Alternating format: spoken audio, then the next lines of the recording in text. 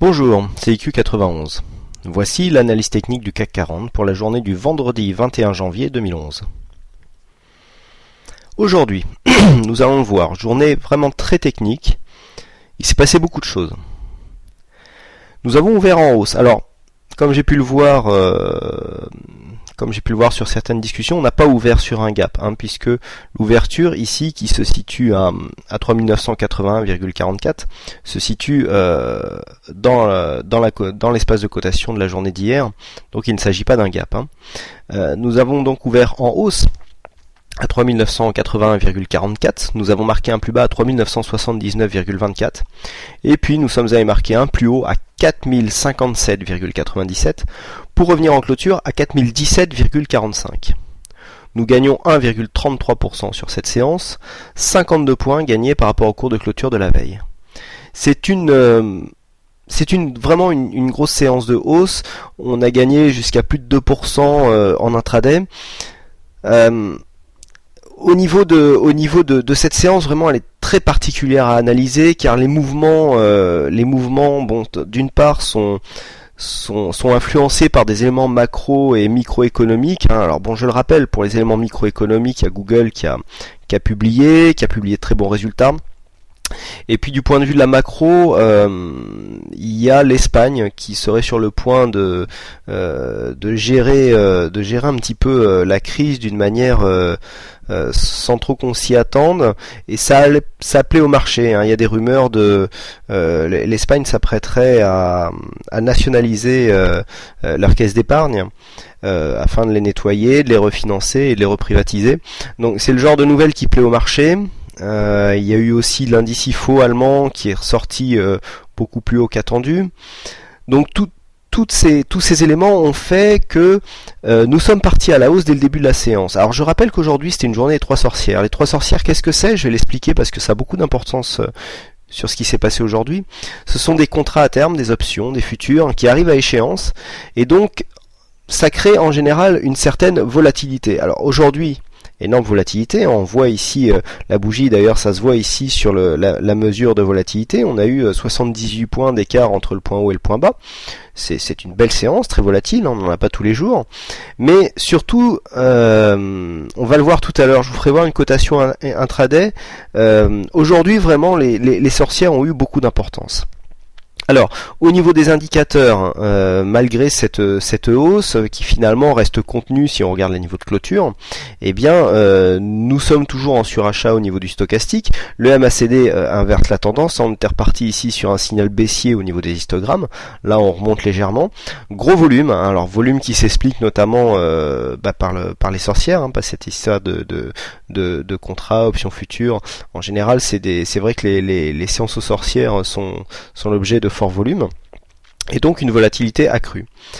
Alors, qu'est-ce que nous pouvons regarder ? Hier, je vous avais dit, on est ici dans un début de système de consolidation, on vient de casser les 23,6, ce qui donne le signal, mais on invalide si on casse ici le plus haut de la veille, à savoir les 3989, bon, j'avais arrondi à 3990. Alors, pour ceux qui suivent le chat, c'est un peu ce que j'ai annoncé. Il y avait de forts éléments, donc les éléments macro-micro dont je vous ai parlé. Il suffisait d'écouter la radio juste avant l'ouverture pour être au courant. Déjà, je pressentais une hausse, et puis j'étais resté sur ce fait que si on cassait 90, je passais haussier parce que je m'attendais à une invalidation ici du mouvement de consolidation. Bon, c'est ce qui s'est passé. Je l'ai annoncé en direct sur le chat quand on a ouvert ce matin. Je suis resté haussier toute la journée à la surprise de certains, et finalement, bon, ça a payé. Maintenant, ici, là où la séance des sorcières a son importance, je vais vous expliquer tout de suite pourquoi. Si on regarde la cotation intraday de cette séance, voilà, nous sommes en cotation 1 minute. Pourquoi 1 minute ? Parce que vraiment toutes les bougies ont leur importance. On voit ici, donc là, bon, l'open a très peu d'importance, on a vivoté un petit peu. Ensuite, on a commencé à monter,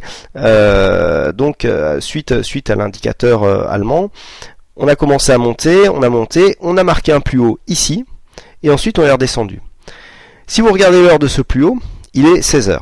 16h, si on regarde ce qui se passe, on va agrandir un petit peu, voilà. Ça se joue vraiment à la minute près. Donc en général, quand on voit un retournement comme ça, on regarde les statistiques, les publications, on trouve rien. En fait, l'information, la réponse se trouve dans la constitution même de la séance, à savoir les sorcières. À 16 heures, c'est l'expiration des options sur indice. Donc si vous êtes gérant, que vous avez beaucoup d'options, beaucoup de futurs, à la hausse, que vous avez un début de mouvement de hausse dans la journée, qu'est-ce que vous faites? Vous prenez des actions, vous achetez, vous faites monter, vous faites monter, vous faites monter, jusqu'à 16 heures, date à laquelle vos options et contrats expirent, donc ils sont exercés à ce prix-là, et ensuite tout ce que vous avez acheté ici sur le courant haussier, sachant que quand vous êtes gérant, vous savez que vous êtes suivi c'est vous qui impactez le marché, hein, parce que les institutionnels traitent sur des volumes qui sont beaucoup plus gros que ceux que peuvent traiter les particuliers. Donc vous impactez énormément le marché quand vous êtes institutionnel, et donc ensuite vous n'avez plus qu'à revendre ce que vous avez acheté dans la matinée, et en général ça ne redescend pas plus bas, et donc vous empochez en plus une plus-value. Donc la stratégie ici était claire, c'était à l'expiration des contrats à 16 heures, pouvoir faire monter l'indice le plus possible pour exercer les options et contrats au meilleur prix. Et c'est exactement ce qui s'est passé aujourd'hui. Je ne vois pas d'autre explication, hein. Bon, je ne travaille pas en salle des marchés, donc je ne suis pas au courant, mais là, c'est trop flagrant pour que ce soit autre chose. Et donc, je pense que nous tenons ici une explication sur le retournement qui a eu lieu ici, pile poil, à 16 heures. Donc, pour une fois, alors c'est des configurations que je n'ai pas rencontrées, enfin pas jamais autant à ce point-là sur des séances aux sorcières, parce que là vraiment c'est vraiment flagrant. Et donc c'est ce qui explique ce retournement ici, qu'on soit monté si haut avant de redescendre. Alors je suis pas devin, c'est-à-dire que je ne m'attendais pas à un tel mouvement quand on était sur le marché, hein. Je pensais qu'on viendrait se stabiliser. Moi je jouais une stabilisation entre 40 et 50, et puis on est redescendu un peu plus. Mais quand on regarde, c'est a posteriori, quand on regarde les cotations, on comprend un peu ce qui s'est passé. Alors, cela ne nous a pas empêché de valider un signal de trade, hein, puisqu'il y avait un signal de trade sur le CAC 40 donc à 4030, hein, donc j'attendais ici un dépassement validé du plus haut à 4022 pour aller chercher ici les 4080. Bon, alors honnêtement je m'attendais pas à ce qu'il soit dépassé aujourd'hui, j'ai été moi-même un peu surpris par l'ampleur de cette hausse, donc les 4030 ont été cassés, j'ai eu un peu peur au début parce qu'on a eu une stabilisation, et puis finalement c'est remonté. Alors on n'a pas été à atteindre l'objectif, on est venu financer le stop, mais je pense que tout le monde sera sorti pour ne pas rester over weekend sur cette position, et quoi qu'il en soit, donc ça nous fera un trade gagnant, hein, sur cette position, puisque nous ne sommes pas revenus ici toucher le stop avant la clôture. Donc voilà ce que l'on peut dire. Donc pour les prochaines séances, il faudra vraiment valider ce retournement pour continuer sur le mouvement haussier. Donc la consolidation a avorté. On n'est même pas venu ici titiller les 3945 qui constituent à mon sens un support assez significatif. Alors au niveau du Forex, nous avons eu aussi un signal, hein, puisque au niveau du Forex, voilà, c'est pas le bon graphique que je vous montre, voilà. Au niveau du Forex, nous avons eu donc, nous étions là, nous avons eu une cassure en fait du précédent plus haut, hein, si j'agrandis un peu la vue, voilà. Nous avons eu une cassure du précédent plus haut à 1,3540 ici, et nous sommes venus financer le stop, hein, puisque le plus haut juste après est venu s'inscrire à 1,3567. Donc le stop a été financé, mais nous n'avons pas pu atteindre l'objectif final, donc c'est un trade neutre, puisque là il y avait la possibilité de rester sur le marché, mais bon, le stop a été touché juste après. Donc ici, le signal nous donne un résultat neutre. Alors on voit bien ici que le mouvement haussier continue. Hein, rappelez-vous, je vous avais indiqué ici que suite à cette résistance ici, on avait cassé, et donc qu'après ici un appui sur le support, on pouvait s'attendre à un mouvement haussier. Et bien c'est ce qui s'est passé. Donc un mouvement très classique, hein, sur le marché du Forex, assez prévisible, et donc on pouvait jouer facilement la hausse sur ce genre de signal. Voilà donc ce que l'on peut dire sur la séance du jour. Alors donc pour la semaine prochaine, eh bien valider ici les précédents plus hauts, on va peut-être pas les casser tout de suite, mais au moins revenir dans ces zones de cotation ici jusqu'à 4050, et puis le mouvement baissier serait invalidé si on passait ici sous le plus bas de cette bougie, à savoir les 3954 points. Nous sommes en fin de semaine, donc je vous propose une vue hebdomadaire. et puis après on parlera un peu du portefeuille. Donc d'un point de vue hebdomadaire, si on regarde un petit peu, on est toujours dans un mouvement haussier moyen terme, on le voit bien ici, après la petite alerte que nous avions eue là, eh bien on continue à monter doucement et à venir inscrire des plus hauts. Donc au niveau des indicateurs, on commence à être proche du surachat quand même, mais vous voyez que sur le stochastique ça dure depuis un petit moment. Le RSI lui commence à se rapprocher doucement. Au niveau du MACD, on est toujours en tendance positive et les volumes remontent, depuis le début de l'année, on a des volumes supérieurs à la moyenne. Alors au niveau du portefeuille, je pense que ça ne vous aura pas échappé que le portefeuille avait une piètre performance depuis quelque temps.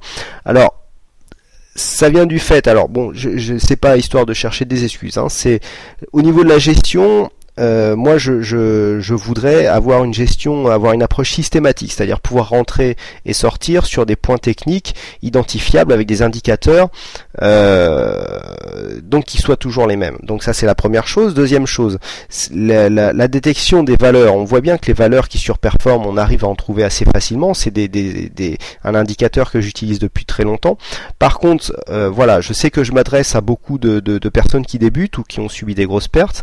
Donc là où pour moi j'ai écrit d'ailleurs dans mon profil attention, stratégie en mode réglage, ne pas suivre parce que ça peut être perdant.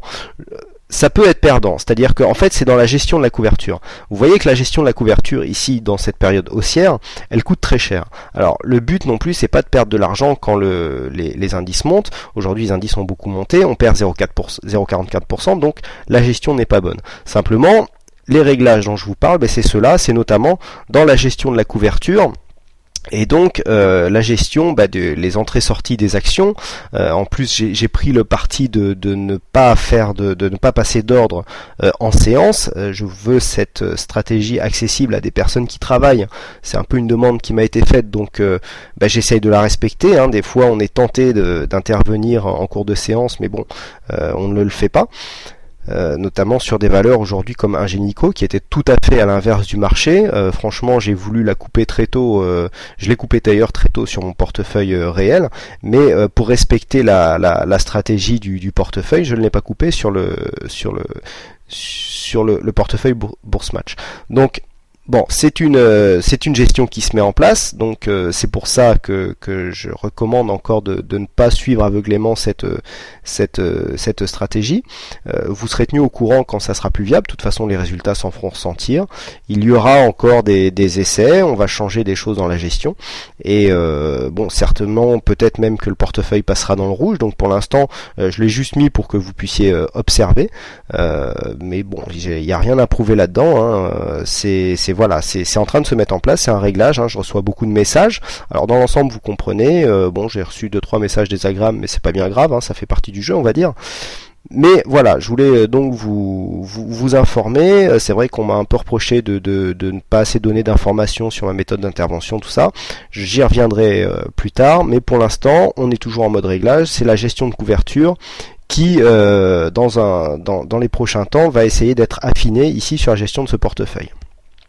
Voilà, il ne me reste plus qu'à vous souhaiter à toutes et à tous un bon week-end. Merci encore une fois donc à tous pour votre participation sur le site, que ce soit sur le chat, sur le forum ou aussi sur les mails, parce que vous êtes nombreux à m'envoyer des messages. Et puis donc je vous souhaite un bon week-end, bonne chance dans votre aide, et je vous donne rendez-vous dès lundi pour une prochaine analyse du CAC 40. Bonsoir.